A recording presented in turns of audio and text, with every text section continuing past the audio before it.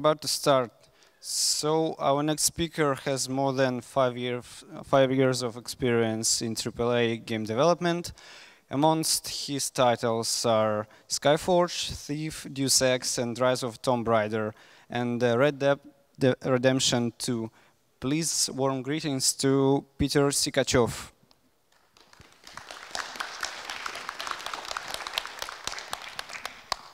Thank you for the introduction. Let's get started. So today I'll present a novel technique called depth proxy transparency rendering. But before we start, I wanted to give a background about the team I work at. So Labs is an R&D department inside. Yeah, it doesn't work.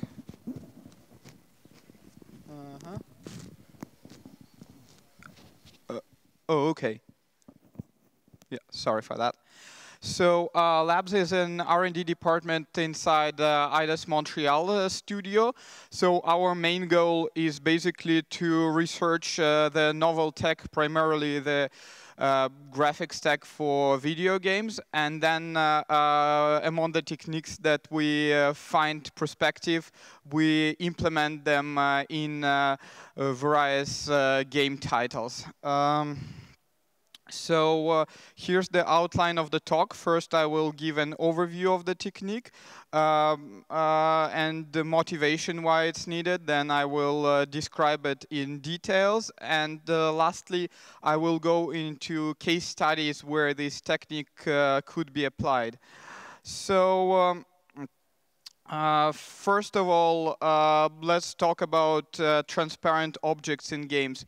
There are a lot of issues with them. First is the performance issue.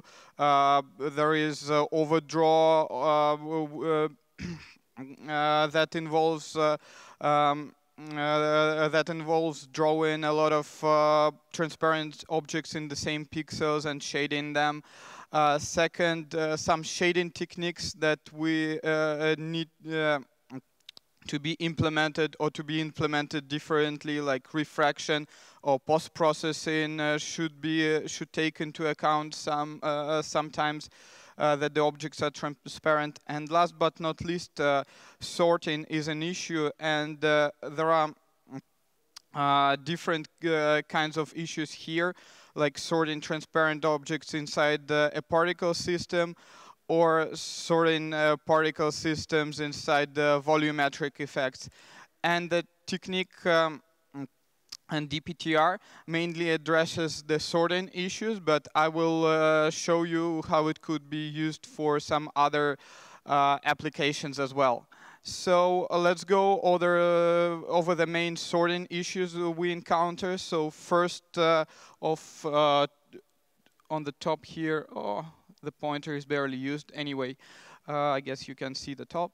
So the issue is rendering instanced objects in one draw call. So if some objects are in front and some objects are behind, we will obviously have difficulties of properly sorting objects of different draw calls. And second case is interpenetrating objects. If, let's say, we have a particle system within volumetrics or a transparent mesh inside particle system, then we can't just sort different particles between each other. We will have some artifacts or pop-in and so on and so forth.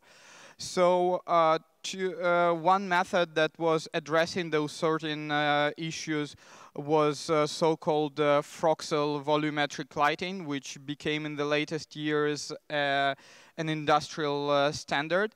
So the idea is that we have a frustum-aligned voxel grid, hence the name, and we accumulate opacity in each cell along the directions, as the light blue line shows, and then for the forward shading, we just take a single 3D texture fetch. So that method ultimately solves the sorting issues between volumetrics and particles or other transparent objects. but it has some limitations. First, it actually works as the name suggests, only for volumetric effects. Then the practical implementation that works on consoles covers a limited range, around 64 meters in the original implementation. It introduces some instability. It could be partially addressed by temporal reprojection, but ultimately you can see some effects, especially if you have some rapidly change in lighting.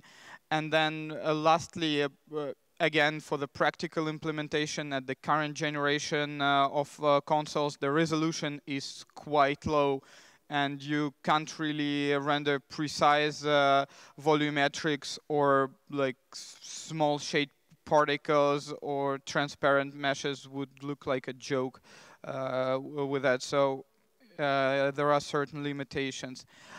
So let's discuss DPTR in more details. So here's the overview. So first we render the transparent object itself in some texture. Then we render depth proxy. I'll talk about that later on, but ultimately we want to get the minimum depth and maximum depth. Then we render opaque objects just regularly as we would have rendered without any DPTR. And then when we render other transparent objects, we fetch color and depth proxy textures, and we use the depth proxy textures to linearly interpolate color and opacity for superimposing those transparent objects. So here are the characteristics of DPTR is a low memory overhead. You just need an extra two-channel texture. It's agnostic to the rendering technique, basically. It doesn't matter what kind of frame margin you use, whether it's half res, full res, etc. And it could be used only for specific objects, meaning if you're unhappy with the overhead it has, you can use it only for the closest objects, for the closest LODs. If you don't use it for all the transparent objects, it would still work. It wouldn't break the picture. So let's discuss the main idea of DPTR. So basically, we store minimum and maximum depth of a transparent object in a texture. And then we linearly interpolate opacity or color using those values depending where our purple object is. And this gives us a precise solution if this object is in front or behind our effect. And it assumes linearity otherwise. So that is not, so to speak, correct. And most of the times it's false, especially if you have highly non-homogeneous effect. But the main idea here is that you want some smooth transition between the point where your object was in front of the effect and behind the effect. So in the initial approach, the idea was that for each object we render a bounding box with minimum blend function, and then we render a bounding box front back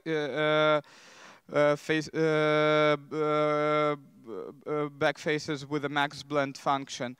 So there are certain issues with this approach. First, you introduce 2 additional draw calls per object, and then your proxy is not matching shape very well, so you can have basically you will have artifacts that like you will have it less precise than you might have had.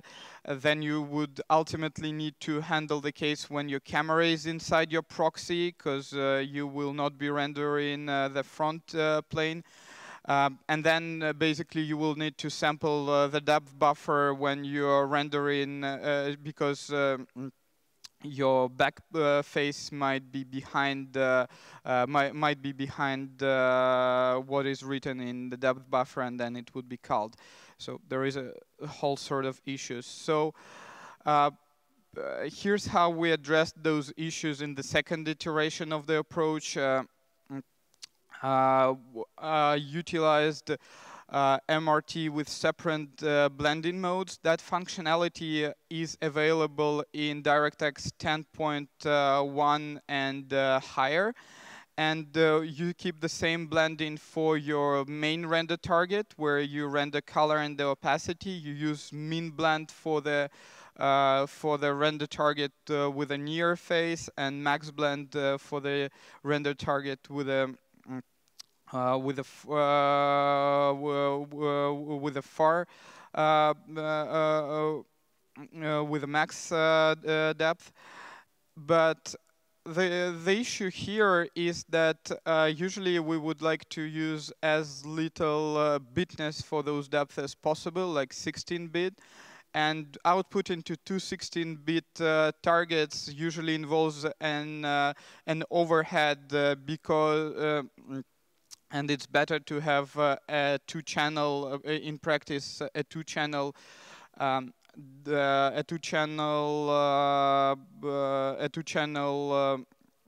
one two-channel render target instead. So can we do any better with one additional render target? And apparently we can.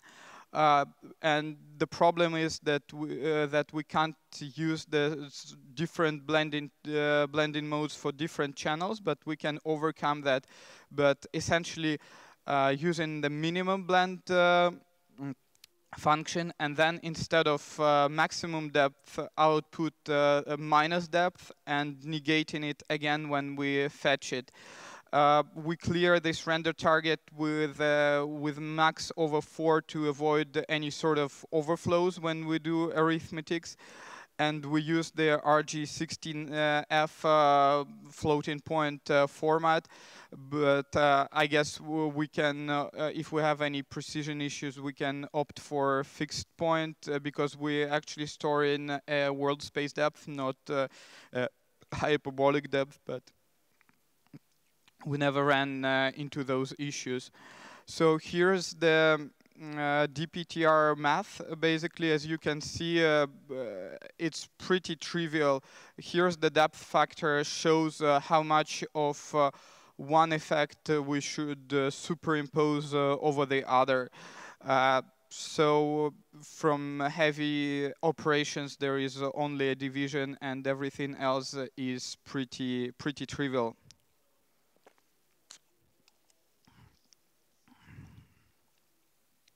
All right, let's now go over the case studies for the technique. I prepared 3.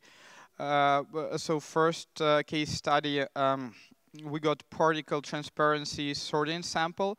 So smoke particles systems are rendered in half resolution, and then particles they output the same z value as both their min and max depth, and then basically we are getting min and max due to blending modes, and then transparent objects fetch color and depth proxy textures. So here's the math for the overlay. When you do the fetch, again you can see it's pretty trivial. There are just few multiply additions, and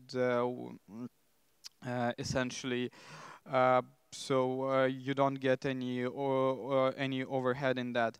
So here is an example where we don't have any sorting, so you can see those, like I made those chairs transparent for some reason, and you can see how they are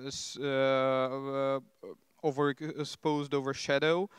And then here's with DPTR on, you can see that there is correct sorting between the two issues. And here's the video where I'm switching on and off the DPTR. So here we switch forward shading, and that immediately pops them, and I'm just gradually changing. And here you could have seen some limitation when we have two particle systems at some distance. You can see it it might fail a little bit. So I tried to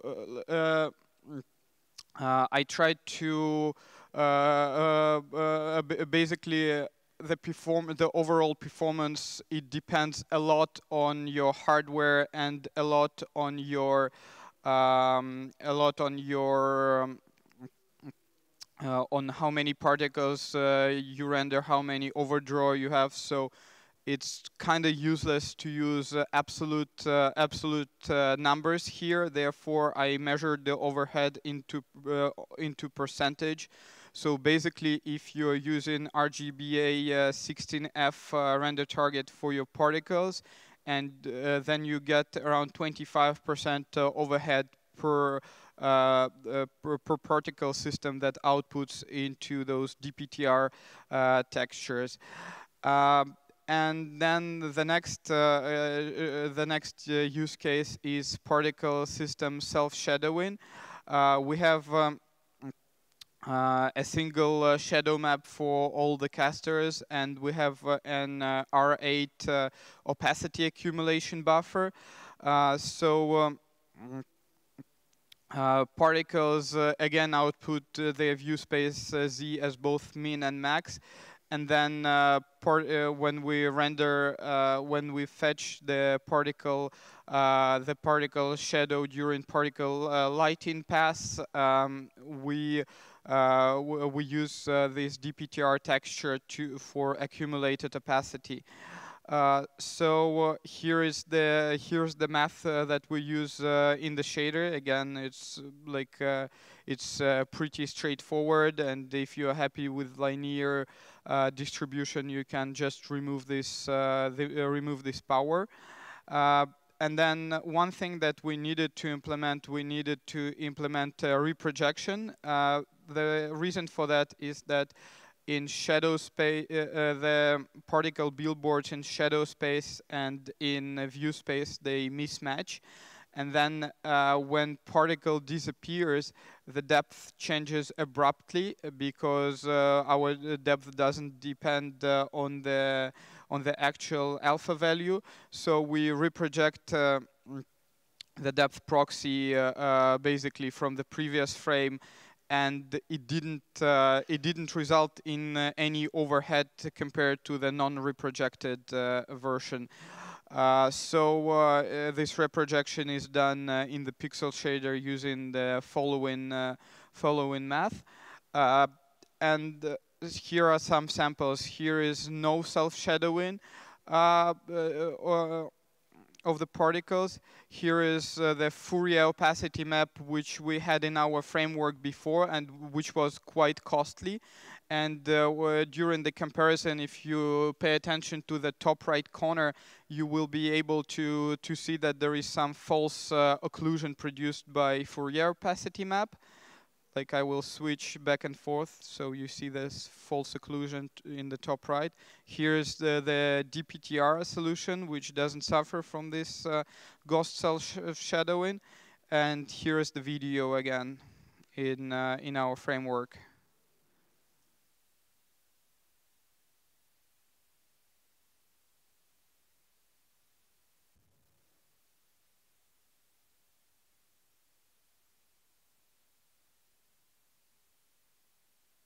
The flickering without reprojection, I guess it's barely visible with a video compression. Here are some performance again. So we used a 2K by 2K shadow map. We had around 10 or 20K particles that cast shadows.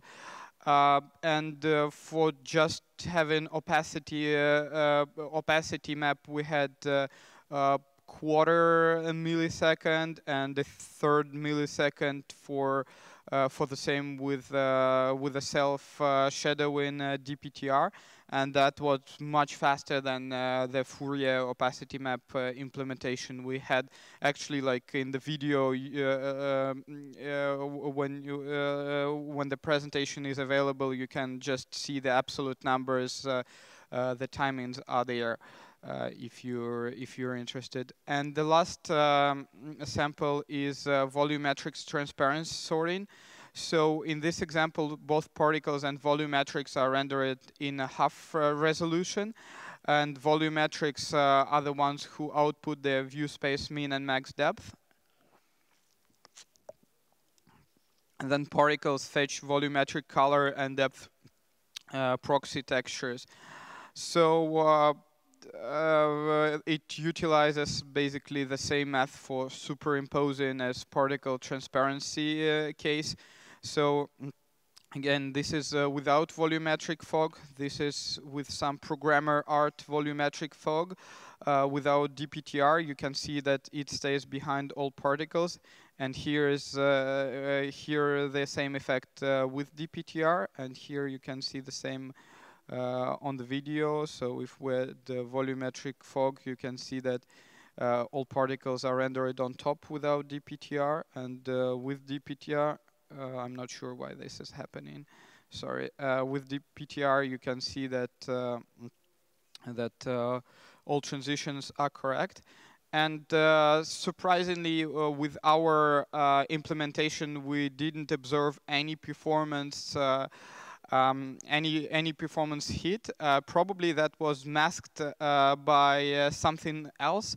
Like in our case, we were texture OLU bound for the fluid fog, and therefore adding an extra render target didn't really cost us much.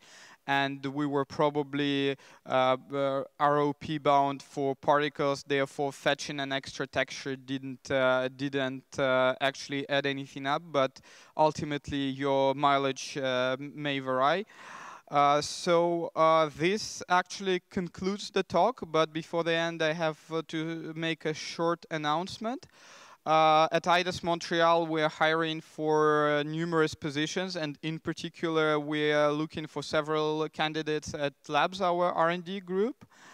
And if you have any questions, please, I guess this gentleman will give you a mic, so you can ask them in Russian, English, or even French Canadian. Thank you.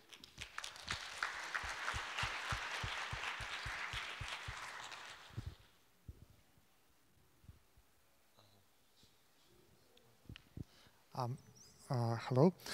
So you've mentioned that. Can you speak a little bit louder? Yes, I will try. You mentioned that there was an issue with the depth proxy not being equal to the real geometry of the particle. Yes. How did you address this issue? So basically, when we because we don't have any proxy rendering. So in case for instance in case of particles, we output the real z of the particles itself. So it's always the closest z of the particle and the nearest and a real far z of the particle. So we have like a precise solution in that case. So what I did use, basically for particles, usually you would use some kind of threshold when you do the discard. and in that case, it would represent the shape of the particle pretty well because you wouldn't have any depth information, any depth information at the parts where particles is too transparent. So basically, by utilizing this 2.0 approach, when we output the depth in the same shader, we address this issue. But discarding during the depth pass is costly. Sorry? Discarding, I mean, discarding the particles. No, if you discard, if you're rendering something with alpha blending, if you do the discard, you're actually winning the performance because you're not shading the pixels. It could be costly potentially for some geometry that outputs into the depth buffer, but as particles don't output into the depth buffer, you don't technically lose anything. It would be costly if you were modifying depth, but that's a different story. Thank you.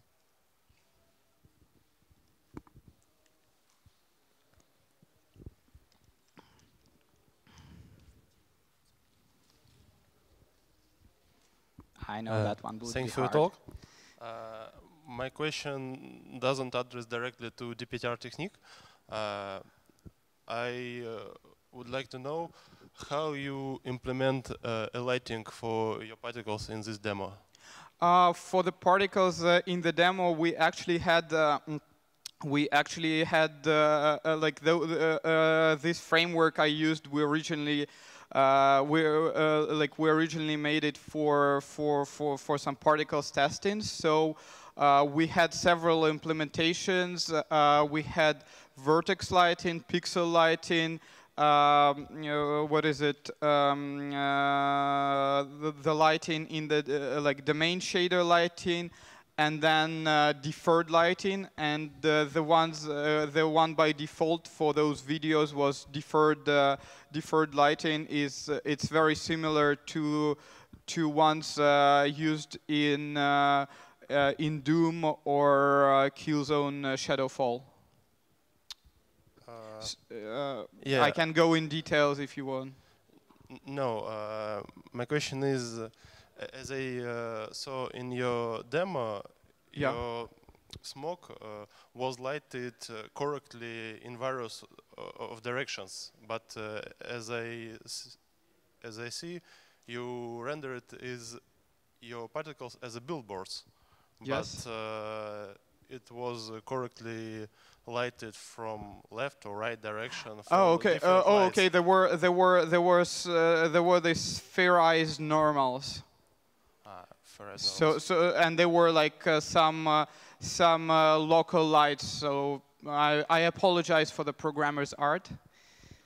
Okay. So therefore it might look weird, but yeah, I believe we use spherized normals, and I'm not confident, but I think we do use the normals, maybe like maybe the downsampled or like normals from the MIPS to do the normal like the further normal mapping on this spherized normal. It's clean. Thank you. No problem. Further questions? We have plenty of time. Yeah, gentleman here. And as I get it, you interpolate linearly for the particles. In your opinion, can this technique be used for lighting calculations? I mean, like Rayleigh scattering from lights for objects inside the particles and things like this? You're asking if this technique could be used for approximating lighting of the particles, is that correct? I've never personally thought of this because I think, like in our case, deferred lighting for the particles works pretty well. And basically, this technique is quite agnostic of what you use. Like it works both with like any sort of lighting, like deferred, pixel, domain, or vertex lighting. I guess we utilize it for self-shadowing, as I presented. I mean, I didn't really think in the direction of applying it for approximated lighting. I imagine you. I mean, it's hard for me just to brainstorm on the spot. Why would you need that? So I encourage you to investigate that if that's a problem in your project. Any more questions? Yes.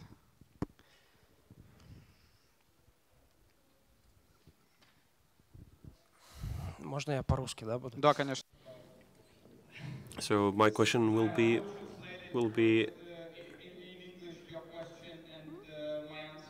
in Russian. А я переведу на самом деле, потому что у меня здесь коллеги из Монреаля, которые по-русски не понимают. Проекцию. Вот можешь ее попадать? So you were talking about self-shadowing and reprojections. Can you give more about that? So there are billboards that create these elongated spheres, and you have to calculate the auto shadowing, but your billboards are focused on the shadow map, right?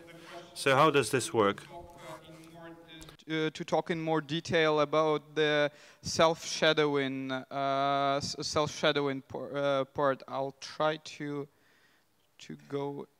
Yeah. So for particle self-shadowing, so basically, like for particle self-shadowing, we already had particle shadow implementation. And basically, it was taking the same billboards and it was rotating them. Instead of having them camera aligned, it was rotating them. What is it?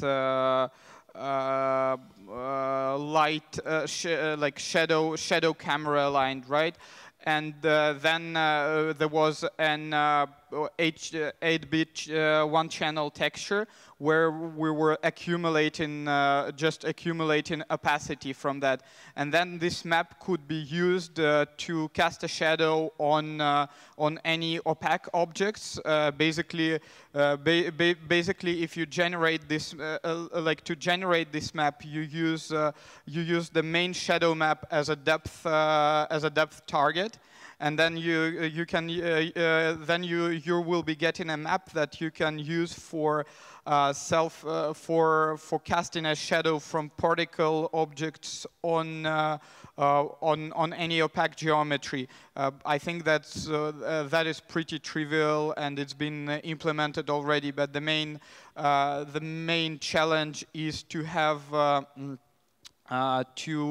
to use that for self-shadowing of the particles too. So the main idea is that apart from having this accumulation map, we have a DPTR map where we store the nearest depth of the particle in the shadow space and the furthest z of it, and we take this opacity and we again linearly interpolate it depending on the z value in the shadow space. Linearly interpolate or use this. We can use this power function to get some non-linearity. So that's the main idea. And with a reprojection, why do we need it? Because as I said, like we have our billboards in the view space do not match the billboards when we rotate them in shadow space. And then basically when a particle disappears at the end of its life, it goes to basically we don't see it. We don't see it when we render the particle color pass, because usually the particle will go fully transparent and then disappear. But in our case, the depth is like doesn't change gradually. It changes abruptly. And when a particle disappears, we have basically a big quad just thrown out of the DPTR pass, and therefore our depth changes abruptly. And to acknowledge that, we use this this line of code here. What it does, it samples the DPTR from the previous frame, and it sort of says, okay, the minimum of the two depth, the minimum of the two depth stays, and there is +0.1. Sorry for the inline constant. That means basically each time, to each frame, we're increasing our distance by by 10 centimeters in order to bring it to the real value. But all it does, what it does, it basically, instead of abruptly changing depth, we're sort of giving it some, we're sort of amortizing the depth change, and therefore we won't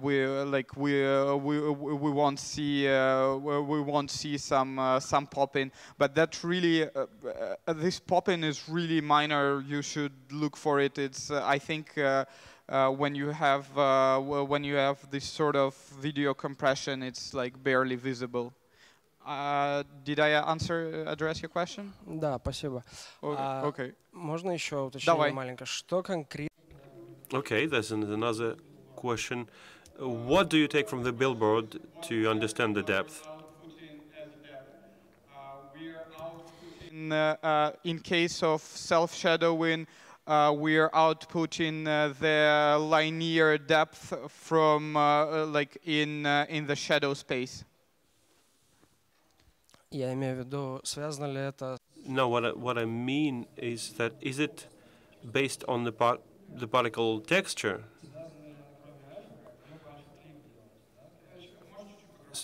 Can you be a bit louder? Is this depth connected with the particle texture? I think as when we render what we render in as a particle. What is it? As a particle shadow, we're just taking the alpha channel and we're outputting outputting the alpha channel of this particle texture. So basically, probably if you want to save some, if you're texture bound, you can output some. I don't know, some primitive instead, because you don't care that much about the shape. You just need to render some what is it? Something that resembles your particle with something without sharp borders, basically. I mean, what we do, we're just taking the alpha channel of the particle, and we render exactly same billboard in the what is it? In the shadow space. Yes, there is a mismatch, but for particles, you don't really care. You can't do a proper shadow map that matches, because if you're looking up front at the effect, and if your light source is at 90 degrees, then in your light space your billboards will be seen as lines, basically. So you always need to rotate your billboards in the shadow space when you're doing shadow rendering. Okay, я понял. And that's why we need to do the reprojection to acknowledge for this difference. То есть, если взять один конкретный particle. Okay, so if you take a specific particle, then the depth will be constant. Okay, хорошо.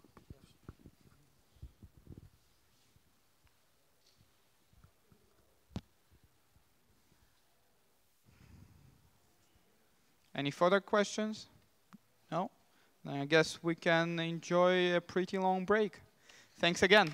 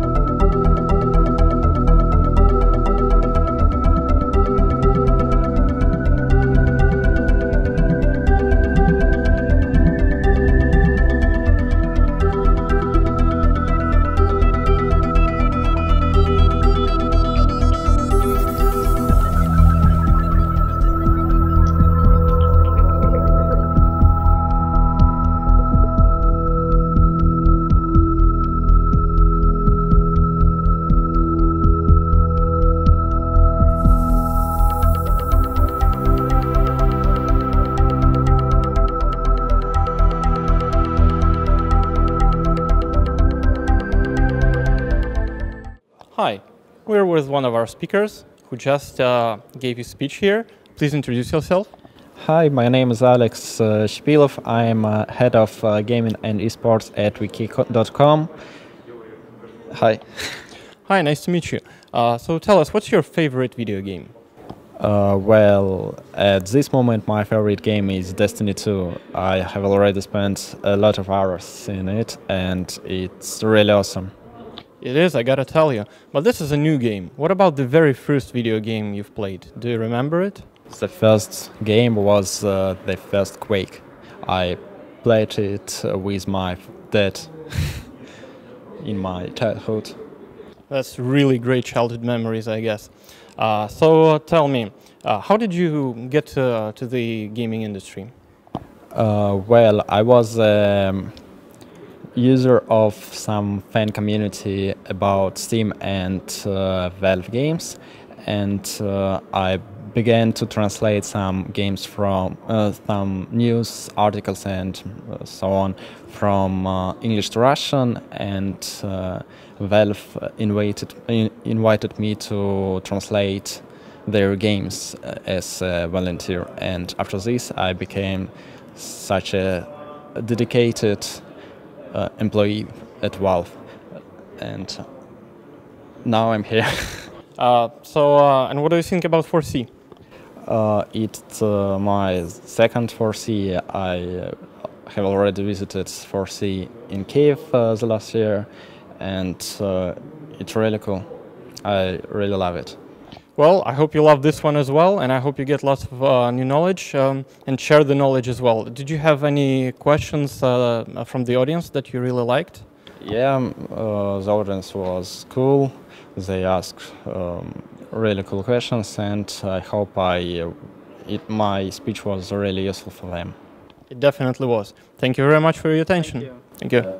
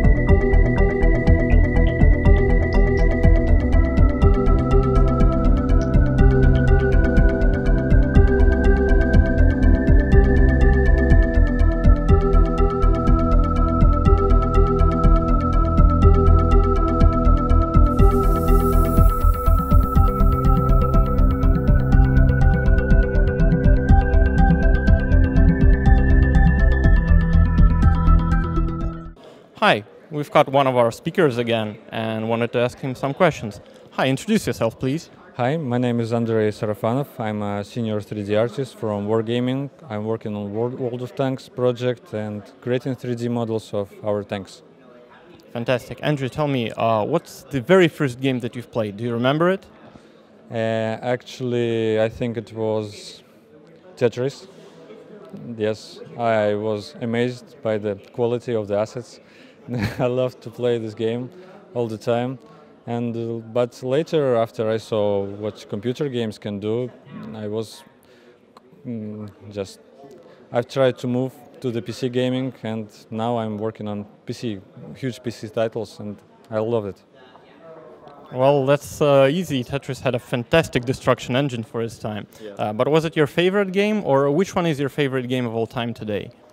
Actually, today I like to play in our game Tanks, and Tetris was more like I had nothing to play, only Tetris. And today Tanks pretty much solves all my wishes, and all I want I can find in this game.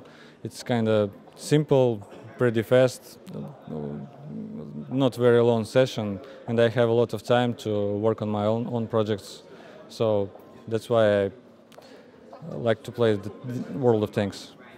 Great. What led you to the gaming industry? How did you come to this industry, to this job? Yeah, actually, I saw interesting CG artist challenge in the internet, and I saw cool character art from different artists all over the world, and I was amazed that young guys can create such amazing art. So I decided to try this out, and I found that it's not that hard, and I can learn that stuff. And I did it as in my spare time, just like a side project from my main job. And I was noticed by Wargaming at some point, and they invited me to join their team, and now I'm doing tanks. That sounds like a great deal. So glad to have you in the industry. What's your favorite thing about it? Just about the game development? Yeah, I like the diversity of this industry, because it changes a lot, and it has a lot of different branches all over the world, different people creating very interesting experience, and every year you need to adapt to the changes and learn new things. And it is very fast-moving industry, and I love it, because you need to learn every day. We definitely all love the industry, but there are maybe some frustrations, something that you don't like that makes you sad in the state of the gaming industry today? Well, maybe some tools are not developed enough to meet our requirements, so we have to do too much technical work as an artist. But with every year, this issue resolves little by little. So I think it's pretty okay to work these days. So it's not a lot of problems, but a lot of fun. I agree with you there. It definitely changes quickly. Where do you think the industry will be like in 10 years' time? Do you vision any trends? As far as I can see, VR industry, it didn't have a good start, but it certainly takes pace. I saw a lot of good examples for artists, like software to paint in virtual reality. It works really well, and I think through the special software, VR will take its place, and at some point, most of game projects will go to VR in the future. So you think it's going to be the next big thing for everyone, right? Yes, of course, because it's really immersive experience, and you don't have any boundaries in VR when you use VR headset, and it slowly but surely takes its place, and I think we will be there. Yeah, the immersion definitely improves with both VR and just the quality of graphics. But do you think the graphics are more important than the storyline, or the gameplay maybe is in the front, or a mixture of some of these? You need to balance every aspect of your game. As an artist, I know that a lot of details are not that important. The more important the basic structure you want to show to the viewer, and you need to have like basic shapes which will be easy to read, and a narrative is a good example. If you have a good narrative, it can help you to support your characters and all your gameplay mechanics. So I think you need to balance every aspect of your game, and you will get success, achieve success. Do you have any vision of a game that you'd like to create if you weren't restricted anyhow financially or creatively or professionally, just create anything? Yeah, and I'm not sure about the genre, but in my spare time I want to create some universes. I'm doing it at the time, and maybe at some point I will make some game project from the assets I've created. So I'm working on it, but I'm not sure what will it be. Well, whatever it may be, I hope it turns out well for you. But right now we're here in St. Pete. What do you think about the city?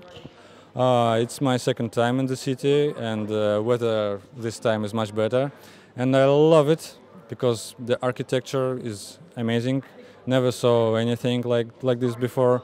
And I love to visit museums. There is an artillery museum here, and I'm, as a tank artist, love to visit such exhibitions. I saw a lot of cool stuff, and we'll visit the city again in the future, for sure. It's great that you like it, but as far as I understand, 4C is one of the primary goals of your visit. What do you think about the event? Yeah, event was...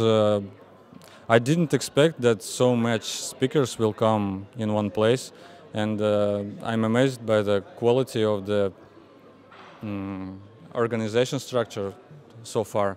So far I love it. It's a very cool conference. Do you have a favorite question that you were asked before the start of the conference yet? Favorite question? No, I don't have. What would you ask yourself then? If you were interviewing yourself, what would you like to open up with? What would you ask yourself? Well,